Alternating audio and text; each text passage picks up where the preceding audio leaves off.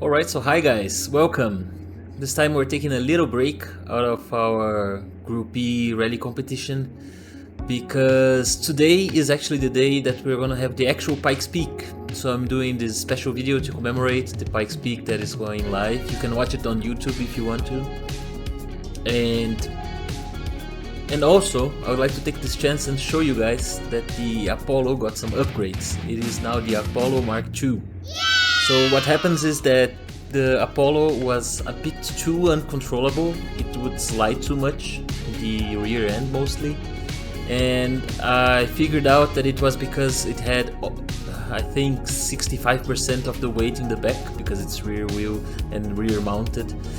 And so I did some adjustments. Basically now it's not a Boxer 6 anymore, now it's a Boxer 4, which reduces the weight in the rear significantly. Also did some minor adjustments.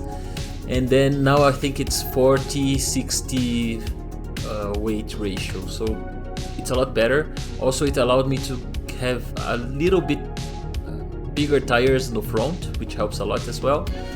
To show that this one is the Mark II, we also have some red details. Very, very dark red on here and a bit here. So yeah, it's still the same car, it still likes to slide a lot. I mean, it's essentially the same thing, but it's a bit better. And I think it needed this upgrade to compete with the other cars because the competition is very hard. But anyways, time for Pikes Peak. So yeah, funnily enough, this may be the Mark II, but the dashboard's still in the wrong place. I forgot to adjust it, we still can see the gears. But anyway, we're gonna go up Pikes Peak as usual until I crash most probably. And yeah, I really recommend you guys to watch the live stream that is gonna be live streaming the real Pikes Peak today. It's pretty cool. So let's go. Ooh, traction control is on.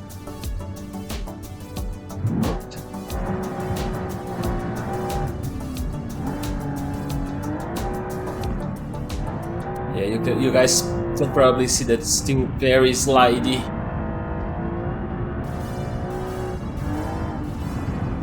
Oh, I miss Pikes Peak. It has been a while that I haven't driven here. I really enjoy it. In this beautiful sunset. Oh, come on, I need to focus. Correct those slides. Need to start going forward, not sideways.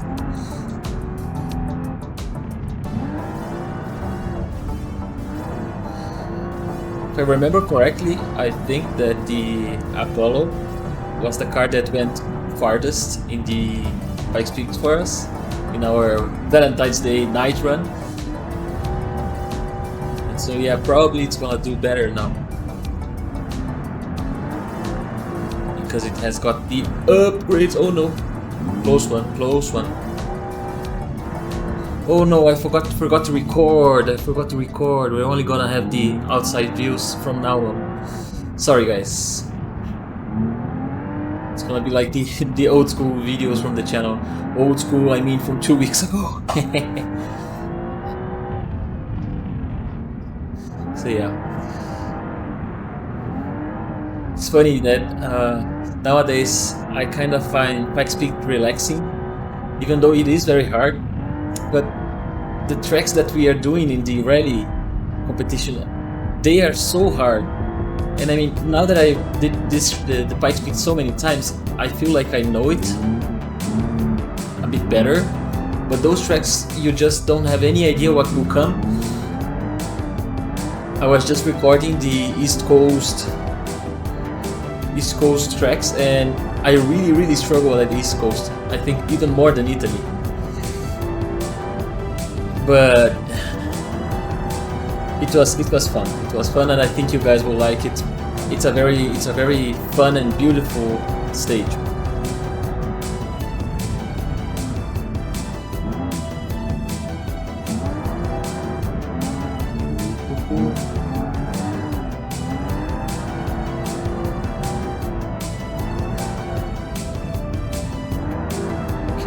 Okay. Also, I just had an idea. No, My idea was almost cut short by me missing the corner, but we're still going good. So I just had an idea. I think I'm gonna take this video as well as an introduction to our Apollo driver, which you guys have not met yet. So yeah, I'll let Zbot speak for me for a little while I concentrate here.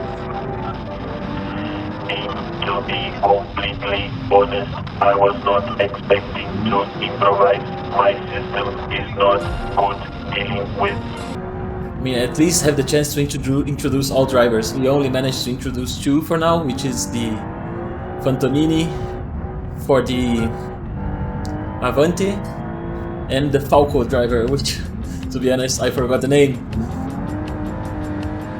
But yeah, the Falco driver is an old English guy, and he's very, how can I say that in English? Full of himself. So he thinks he's the best one, and he's arrogant. And it doesn't help that he won the first stage, because that means he gets to be even more arrogant.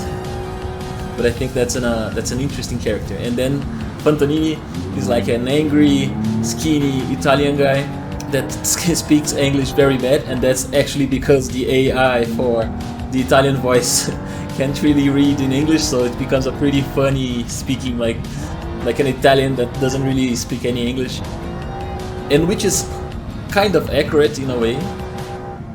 Not saying that you guys Italians don't speak English, but the accent is quite similar, so I like that. And now you guys also met the Zbot, which is this purple robot that is the driver for the Apollo. So actually we're only missing to introduce the Hyena driver, which will be a surprise, and the Hammerweiss driver, which I don't know yet how he'll be. Okay, I think we're approaching our record, if I remember correctly. This is exactly the corner that we crashed last time, so we're officially as high as we ever been in Pikes Peak.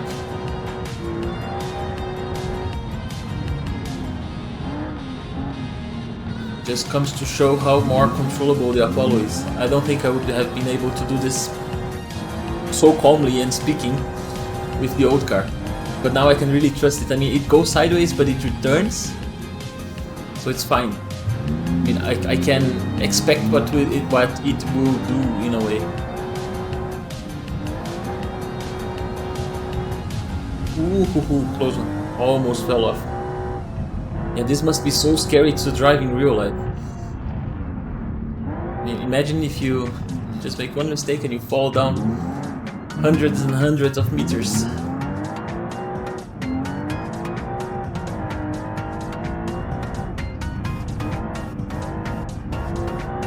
Such a shame that we lost the recording for the beginning. I think it was around 2 minutes that I didn't record, but oh well. It's very hard to remember to record all the steps. You already have to record your screen, then you have to enable the BeamNG replay. Then you have to remember to turn off the traction control. I have a tendency to forget things, and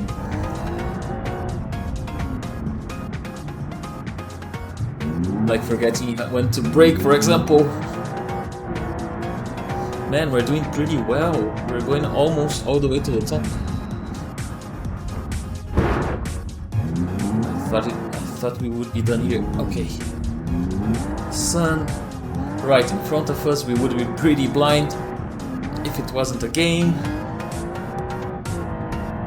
I actually have no experience in this part. I just came so high like 2 or 3 times before, and I'm very glad I'm actually recording it this time.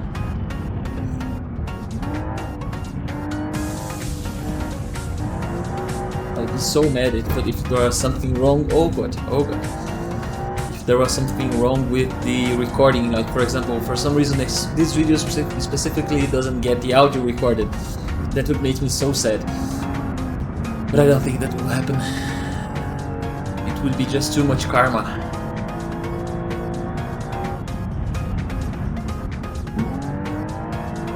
I'm running out of things to say, to be honest.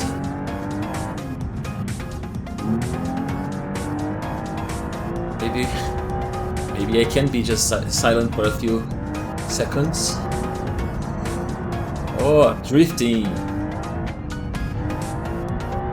Yeah, going a bit slower here because I really don't know what the corners will be.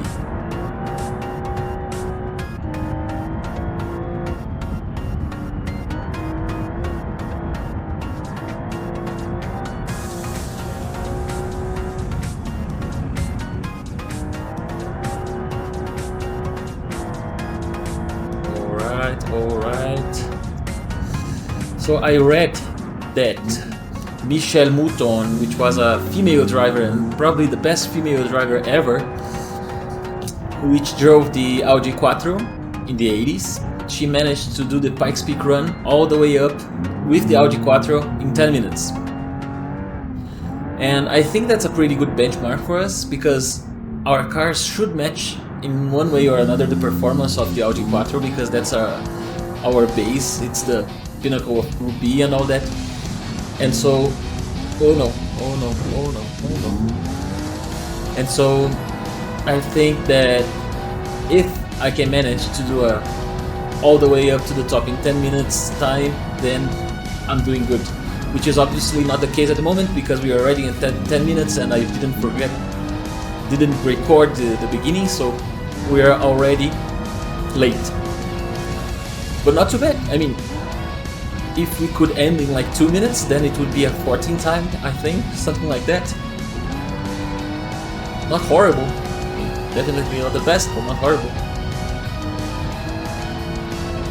And also the Audi Quattro had 600 horsepower and the Apollo only has 400. Not that that means everything, but it's something that needs to be considered.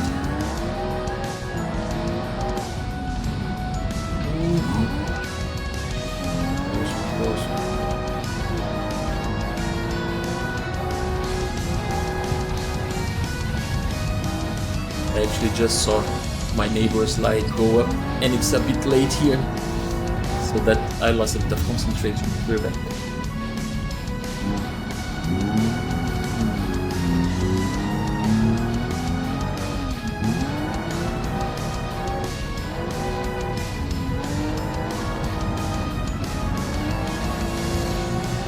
Oh no, I thought this was a corner.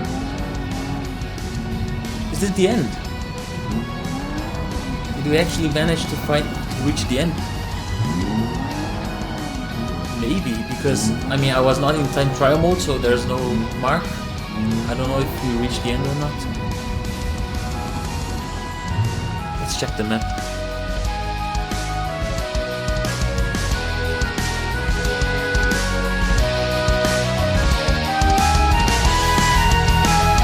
Yeah!